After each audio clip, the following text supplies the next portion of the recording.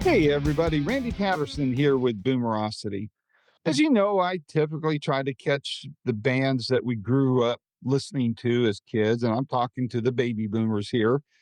And so it's especially a treat for me whenever I get to talk to up and coming acts that maybe my age group misses, and yet they've been out there a while. And one of those bands is a great band called The Cold Stairs, and they are just down and gritty rock and roll blues. Some people call them Southern rock. I just love them. Whatever you want to call them, I just love them. And this new album, especially, is phenomenal. And I got a chance to talk to the frontman, Chris Tapp, and we had a great little chat there. He was home in between working in the band as far as touring and recording, that kind of thing, and got to talk a little bit about the background and things like that. And so I will tell you right now, if you haven't already pre-ordered this album, you'll definitely want to. It's a great one to have in your personal listening library.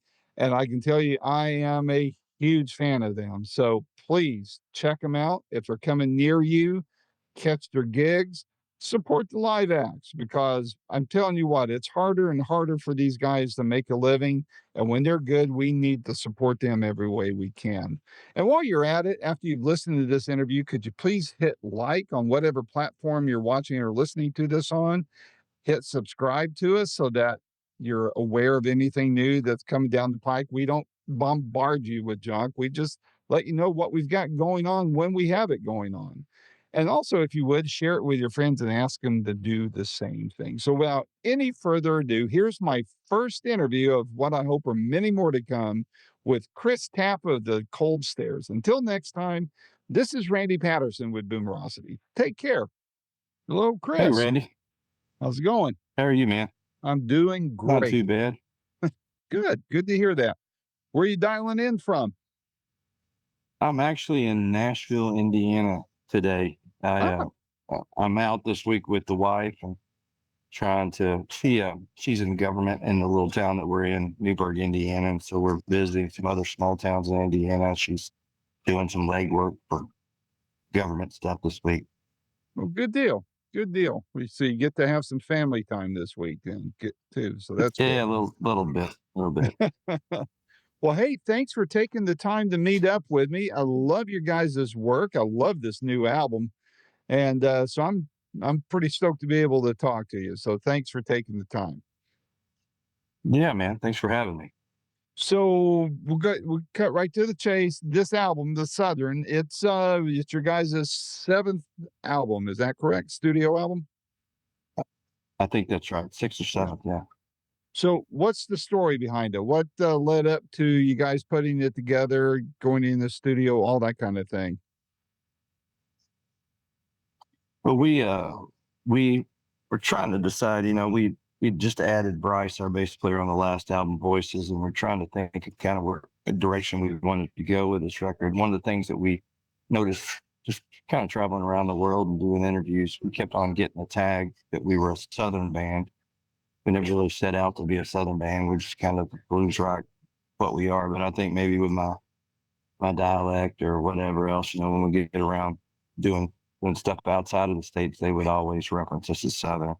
Mhm. So with this record, I started writing songs that were a little bit, with that in mind of being a Southern band, but more of a collection of songs that are influenced by the things that were Southern to us growing up. We think some people say Southern. We grew up in Kentucky, and um, we didn't have a lot of those references that I think are stereotypical. People think if you're from Kentucky, you played bluegrass and listened to Skinner, which we did do a little bit of that. But the clubs that we grew up playing, we wasn't a ton of other players around where we were. Brian and I both set in with bands when we were 12, 13 years old with older guys, and they all were playing Bad Company and Led Zeppelin and Free and Robin Trower and, a lot of that 70s rock mixed in with some of the Southern country stuff. So that stuff was more of an influence to us than anything else. So this album was really written with that in mind, and just us throwing our hat in the ring is if you want to call us Southern, this is what Southern means to us. Well, man, I love the tone of the guitars, the voices. I mean, everything, man. It just got that down and gritty grunt. And I hate to say grungy because then people think Nirvana, but you know what I mean. Just kind of that, Yeah. just just getting in there and getting with it, man. That's what I drive to. Yeah. That's what you Thank can you. get speeding tickets for with too, listening to it as you drive. So, Yeah. but Absolutely. Yeah. now for how was this album putting it together different from the others? And by the way, I've got to say, I loved your guys' treatment of Hendrix's "If Six Was Nine" on the first album. Mm. Yeah. I love that. So, but Thank you, putting man. this album together, how is it different than the 6 others that you worked on? This one we did in Memphis, studio Ah, called Memphis Magnetic. That we done a little bit of work in before, but never done a full album. And it was it's just a little bit grittier vibe down there. Now that Bryce is in the band, we'd worked out all the material and we did the whole album just kind of live in the room. Before Brian and I would cut stuff and then I would have to add in parts later. And this is more of just a on the floor live in the studio album. nice. Very nice. Were there any surprises putting the album together from especially compared to your experiences with the other 6? Was there something in here that once you went into the studios, you go, "Whoa, wasn't expecting this"? I don't think so. I think it came quicker and easier than probably what we expected, but we had been out touring, and done a lot of touring in the last couple of years. So it get the get what you call road hot. And I think we were just really sorry about that. I think we were just really comfortable playing together and being on the road, and so it showed in the studio. So we really didn't have anything other than maybe going, "Hey, this seems really easy. Let's make sure we're covering all the bases." Mhm. Cool. Um, Calling cards. I know I don't ask bands anymore or artists anymore which songs are their favorite because it's like picking your favorite child, right? So now ask it as which song on the album would you point to as being the calling card for the rest of the record? Well, probably Blow and Blow or Horse to Water, one of the first couple singles. I'd written those really early on, and they were kind of indicative of what the rest of the record would sound like. I had those as kind of a template for the rest of the record. And then you just kind of decide, well, I'm going to have, we need a couple slower things. You need a couple fast things, heavier or lighter. Those are kind of indicators to me of what the rest of the record would be like. When listening to this record, I tend to listen and work at the same time. And I kind of judge certain songs by its ability to interrupt me from what I'm doing. And Yeah. turn it up, that kind of thing. And the song Confession on there, I Yeah. I kind of stopped and went, whoa, that's got kind of a Hendrixy Stevie Ray Vaughan type of vibe to it. Tell me about that. Do you agree with that assessment? And tell me maybe the Absolutely. story Yeah. behind that song. Yeah, absolutely. Where my influence is on my sleeve. The rest of the record, majority of it was more of a Les Paul, Leonard Skinner, Bad Company kind of thing. But one of the big influences on me, from a Southern perspective, is a lot of the dudes that we knew growing up, older brothers and older uncles that had album collections. They played a lot of Hendrix, Robin Trower, Stevie Ray Vaughan, and so I love to have a couple songs on each album that are more Fender Strat oriented, Mm, um, stuff like that. And that one is, fit the bill for that one. So I knew I wanted something like that on the record. And then it was just kind of figuring out how we wanted to approach it. And then we also we were kind of doing a jam thing on the end of it live. And I said, yeah, let's just put it on the record. It can't hurt to expound a little bit and move in a little bit of a direction that we haven't before. Just do some things that we're so relaxed at this point, having such a good time, just really doing things that we enjoy playing, putting on the record. So that's definitely one of them. I love that song, especially live. That one's a blast to play. I can imagine. Just as a just as an FYI, when I launched Boomerocity, I was in the Dallas area, but way before I launched it, I was living there when Stevie Ray died, and I actually got to attend. I attended the funeral, and I snapped a picture of it being there Wow. while um, Stevie Wonder, Bonnie Raitt, and Jackson Brown were singing "Amazing Grace" a cappella. I mean, can you imagine? Oh, I lost the picture in the yeah. divorce though, so I don't have it. I don't have any proof of that now, but man, what a moving experience. And then of course, after launching Boomerosity, I've had the privilege of interviewing Jimmy Vaughn um, several times. Met him in person once or twice and love the guys. So man, I'm right there with you when it comes to Stevie Ray and the Vaughn brothers and that kind of, and I've got to interview Jimmy's Yeah. sister, Jimi Hendrix's sister, Jamie, a couple of times and love her to death. Such a wonderful woman, handling the estate quite well. But Yeah. on Confession, you say so that's a crowd favorite there, huh? Do you think you'll make that another a video release like you've done with the first two?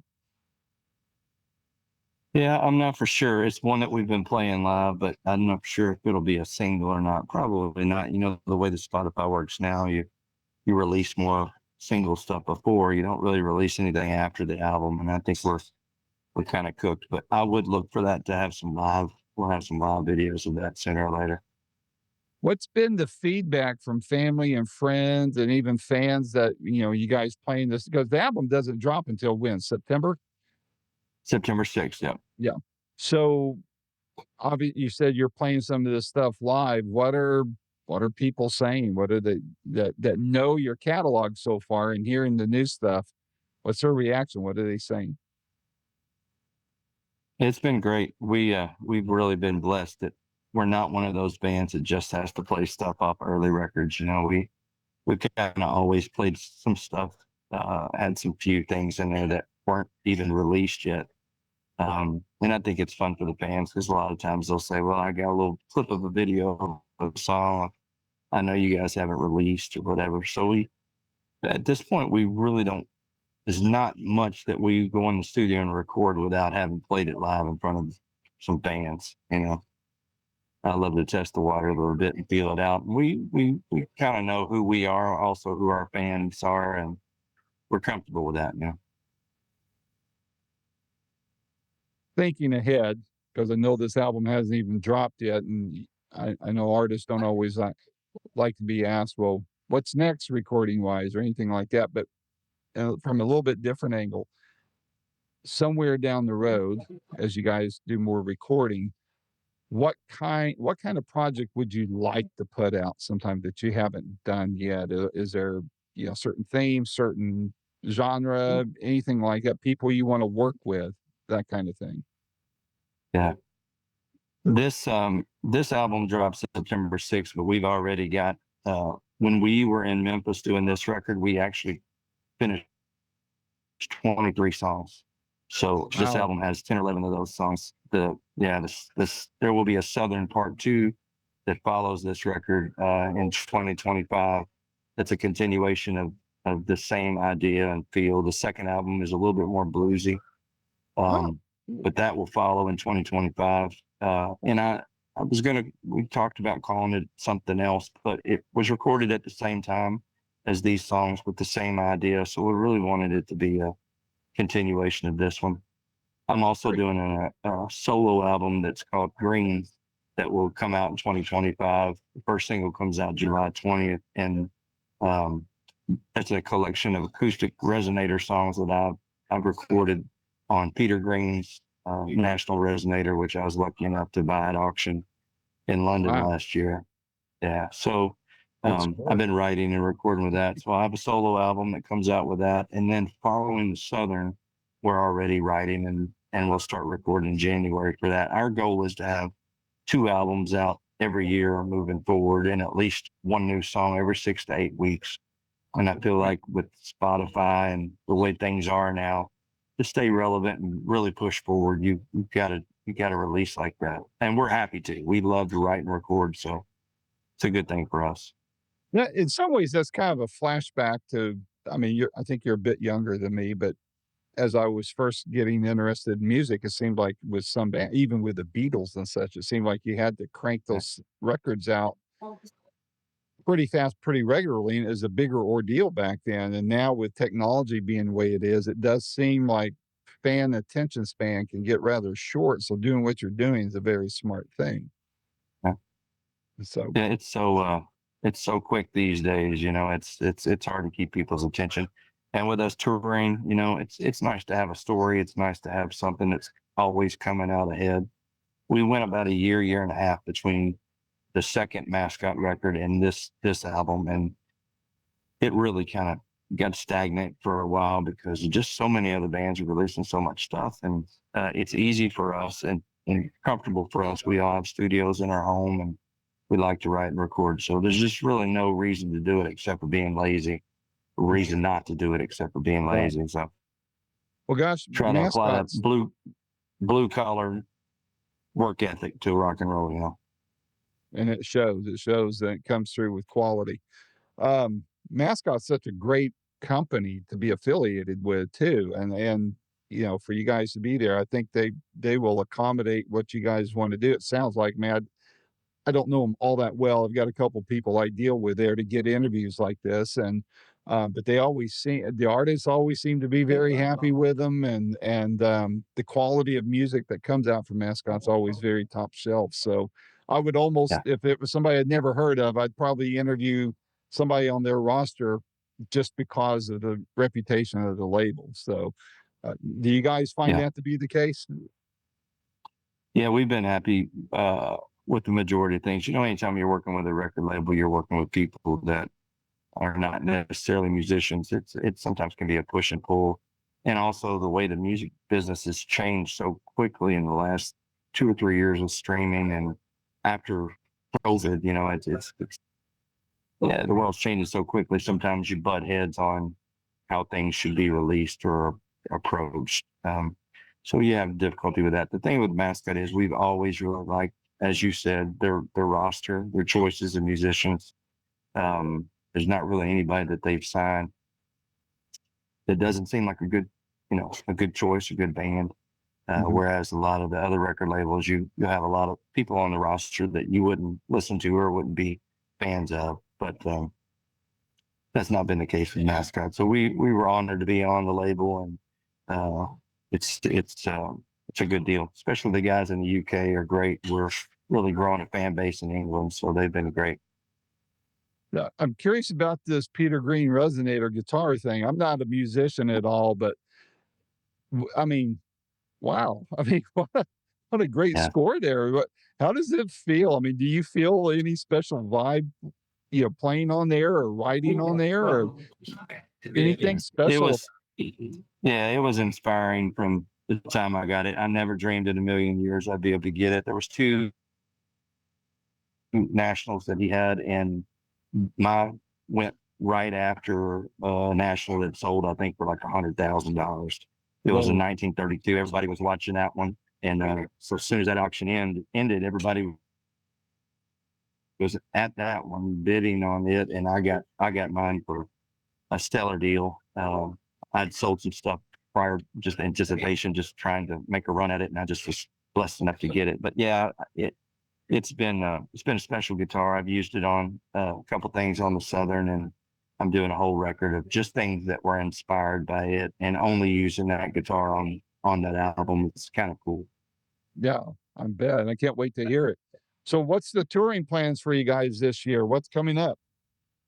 We head out next week for stateside run. We're South Dakota, North Dakota, Iowa, Nebraska, Kansas. We come back, and then we head over to Europe for 3 weeks, August and September. Um, Basically all the countries in Europe, that area, in the UK. Then we're back in the States and got to run Northeast and some festival stuff up there. And then we're taking December off. Cool. Well, I hope you get down here. I'm in the Kind of Smoky regroup and figure out Mountains. what we're doing next year. February, we're in Legends Cruise. I'm in the Smoky Mountains. I hope you Oh, get yeah. around the Knoxville area, Chattanooga, somewhere around in there so I can catch you guys live. It'd be great. We're in Chattanooga. Yeah, we're in Chattanooga in October. We're at Songbird. So Oh, really? Very cool. I may try to catch you down Yep. there then. I haven't been there since the pandemic and since they closed up the museum piece of it. I was lucky enough to go through there when the museum Right. was still there, and I saw the documentary on it. But it's a great little place to catch acts, so a lot of fun, a lot of Yeah. fun. We've had a lot of people asking about us getting through Chattanooga. So we're excited to finally get down there, and should be a fun one. Well, I'll try to catch you there then. Well, Chris, this was a lot of fun. My door's always open to you. Let's talk when those other two albums come out. And if anything else comes up unexpectedly that you want help to get the word out, I'm your guy to help. I'm not Rolling Stone magazine, thank God, but I've got a good following that's growing globally. So if I can do my part to help you, I'd be happy to. I appreciate you very much, Randy. Send John your address and your T-shirt size. Let me send you some stuff down there, and then maybe we'll see you in Chattanooga. That'd be great. I'll do that. I'll do that as soon as we hang up. And again, like you said, maybe catch you in Chattanooga in October. So, Sounds good, buddy. Thank you so all right, much for man. having me, Randy. Likewise for joining me, and enjoy your time with your family there. Make it special. Will do. Thanks, buddy. All right, take care. Bye bye. Bye.